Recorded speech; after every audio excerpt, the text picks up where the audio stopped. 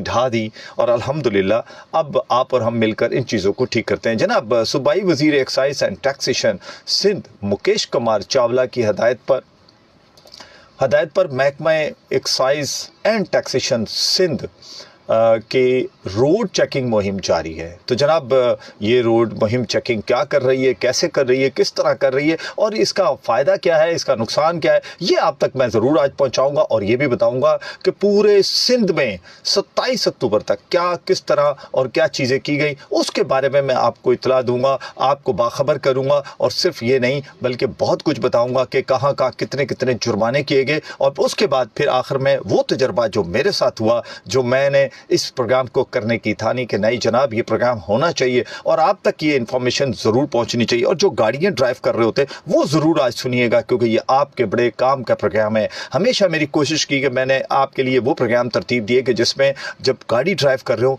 तो आप अटेंशन हो जाए। तो अब आप अटेंशन हो जाए, ज़रूर सुनिएगा कि महकमा एक्साइज एंड टैक्सेशन सिंध ने 27 अक्टूबर से अब तक की रोड चेकिंग मुहिम की तफसीलात जारी कर दी हैं। जनाब इस तफसीलात ये जो कि तकरीबन कोई 3-4 दिन पुरानी है, मुहिम के दौरान सुबह भर में अब तक 26,716 गाड़ियों को चेक किया गया।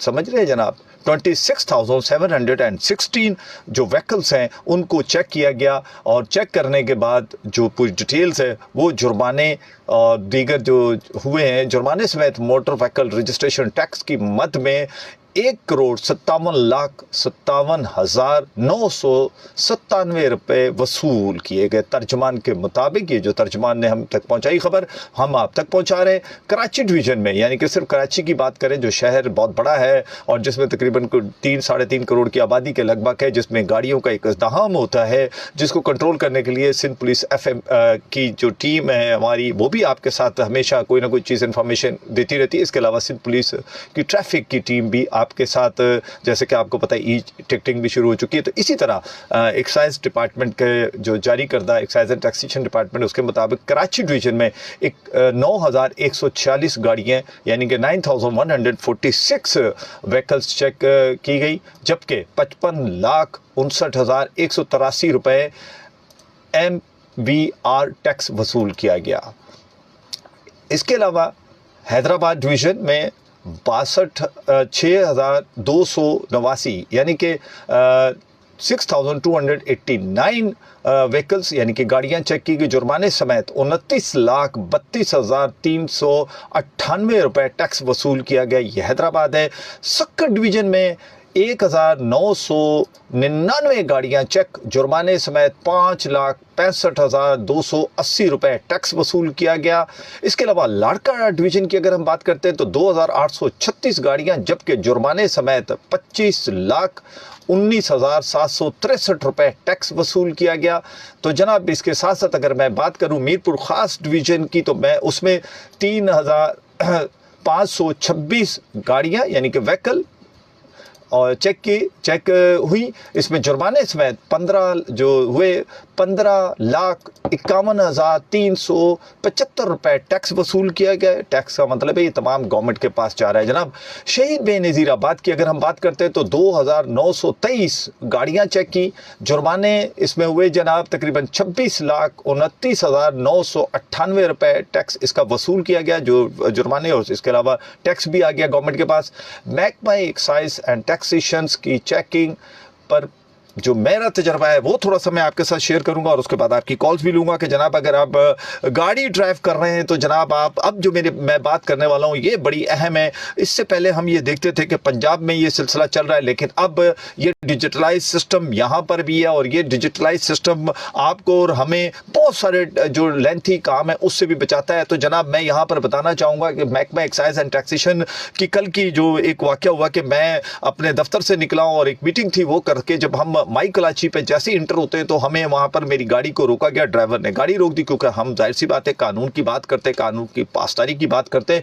तो जनाब मेरी गाड़ी रोक दी गई और ना ड्राइवर को उतारा गया, ना मेरे पास कोई आया, सिर्फ इतनी सी एक आवाज़ आई कि जनाब फलां सर को नाम लिया, आई थिंक वो DSP रैंक पे थे, वो आए और उनके हाथ में एक मोबाइल पकड़ा हुआ था और उन्होंने मेरी गाड़ी को देखा। देखने के बाद कोई तकरीबन मेरे ख्याल है कि 1.5 से 2 मिनट लगे होंगे। तो उसके बाद उन्होंने मेरे ड्राइवर को इशारा किया कि आप निकल जाएं। तो जब निकलने लगे तो मैंने सोचा कि क्यों ना इसके बारे बारे में थोड़ी सी इन्फॉर्मेशन ली जाए कि जनाब आपने मेरी गाड़ी रोकी, 1.5 से 2 मिनट में मेरी गाड़ी को क्लियर कर दिया, ना मुझसे कोई डॉक्यूमेंट मांगे गए, ना मुझसे कोई चीज़ मांगी गई, आपने इसको किस तरह क्लियर कर दिया। तो बहुत ही ज़बरदस्त सिलसिला है। जैसे इस वक्त सिंध पुलिस की जो ट्रैफिक की टीम है वो आपको जिस तरह कैमरों की मदद से सारी चीज़ें कंट्रोल कर रही, जहां आपसे अगर लाइसेंस ये दीगर जो खड़े हुए मांगी जाती थी और जो आपसे खामखा के लिए बकौल आपके कीजिए हमें तंग किया जाता था, अब वो कोई तंग नहीं करता, कैमरे सारा चीज़ें चेक करते। इसी तरीके से उन्होंने अपने डिजिटल सिस्टम के तहत जब चेक किया, मेरी गाड़ी का नंबर उन्होंने जैसे ही पोस्ट किया तो उसके बाद उनके पास सामने सारी मेरी गाड़ी की तफसील आ गई। जैसी तफसील आई तो उन्होंने फौरी तौर पे मेरी गाड़ी को जाने दिया। तो जब मैंने उतरकर उनसे बात की, वेरी रिस्पेक्टेबल ऑफिसर्स थे, उन्होंने बड़े अच्छे तरीके से मुझे बताया कि जनाब चूंकि अब हम कोशिश करते हैं कि आपका टाइम भी बचे और ना ही हम आपके साथ किसी किस्म की इस तरह की बात हो कि जनाब ये नहीं है, वो नहीं है।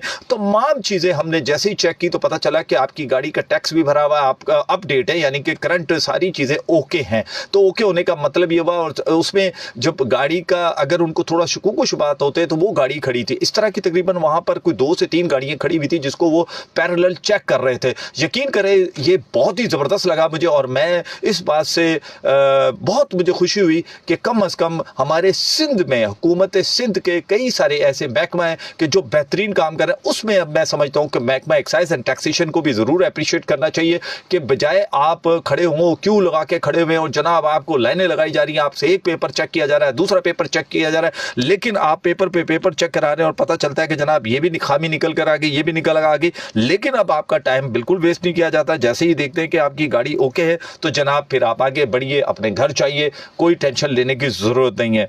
तो ये मेरा तजर्बा था। इसके अलावा आज मैंने आपको बताया कि महकमा एक्साइज एंड टैक्सेशन डिपार्टमेंट है उसने कितने कितने जुर्माने किए, कहाँ जुर्माने किए और कहाँ सूबा सिंध के अंदर, कराची में, हैदराबाद में, मीरपुर ख़ास में, सक्खर डिवीज़न में, लाड़काना में, और कितनी उनको वसूली हुई, कितना टैक्स उन्होंने रिकवर किया, वो भी मैंने आपको बताया। तो मैं ये समझता हूँ कि ये बहुत ही खुश आइन बात है। अब आप बता सकते हैं कि अगर आप सड़क पर जा रहे हैं, आप गाड़ी ड्राइव कर रहे हैं, तो क्या आपके पास तमाम चीज़ें जितनी भी हैं जिसमें टैक्स के जो पेपर है वो पूरे हैं, या दीगर चीज़ें कहीं कम तो नहीं, क्योंकि एक्साइज एंड टैक्सेशन डिपार्टमेंट कहीं भी आपको रोक सकता है। सुनते हैं पहली कॉल, फिर आगे बढ़ते हैं जी। अस्सलाम वालेकुम। अस्सलाम वालेकुम व रहमतुल्लाहि व बरकातहू।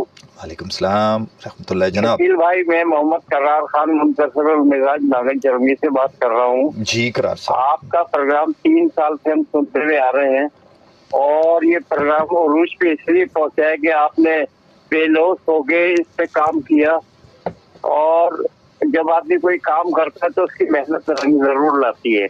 बेशक चीजें बनती तो देर से है, बिगड़ती जल्दी है। जी जी जी। तो आहिस्ता आहिस्ता करके इंशाल्लाह हमारा मुल्क भी तरक्की पे पहुंच ही जाएगा एक न एक दिन। इंशाल्लाह तो बिल्कुल होगा। और ये सब आप जैसे जिस तरह आप मेहनत करते हो इसी तरह सब लोग मेहनत करें, हम सब मिलके, तो हमें किसी से कोई परेशानी नहीं होगी। बिल्कुल सही फरमाया। लेकिन अगर हम मेहनत ही नहीं करेंगे, खाली खुली बातें करेंगे, तो उससे तो कुछ होता नहीं है।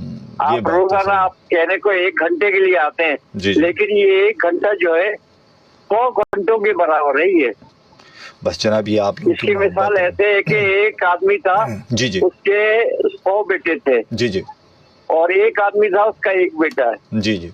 तो किसी उसने बोला कि भाई तुम्हारे कितने बच्चे हैं, तो 100 वाले ने बोला मेरा 1 भी नहीं है।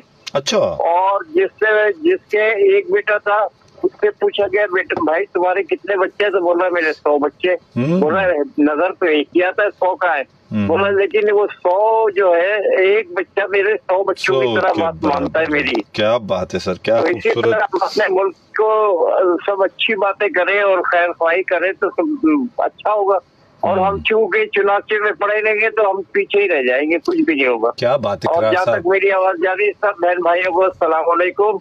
पाकिस्तान सलामत रहे, ताकि शकील भाई भी जिंदा सलामत रहे, अपनी अमान में अल्लाह इनको रखे। पाकिस्तान जिंदाबाद, पाकिस्तान पाइंदाबाद। पाइंदाबाद जी। चूंकि चुनाचे में रहे तो जनाब हम पीछे रह जाएंगे। क्या खूबसूरत सी बात की करार साहब ने, और मुझे बहुत अच्छा लगता है हमेशा जब भी कॉल आती है तो सबसे बड़ी बात है कि बहुत ही अच्छी दुआओं से नवाजा जाता है, खूबसूरत दुआओं से नवाजा जाता है। और हकीकत बात यह है कि आप होपफुल बात करें, एक आगे अच्छे